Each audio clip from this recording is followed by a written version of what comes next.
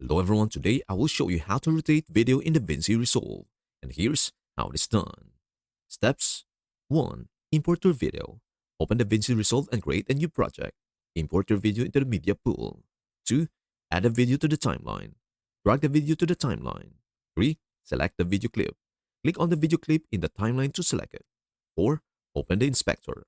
In the top right corner, click on the inspector tab. 5. Rotate the video. Under the transform section in the inspector, you will see a rotation angle option. Use the rotation slider or manually enter the rotation angle, example, 90 degrees or negative 90 degrees, to rotate the video. 6. Adjust position optional.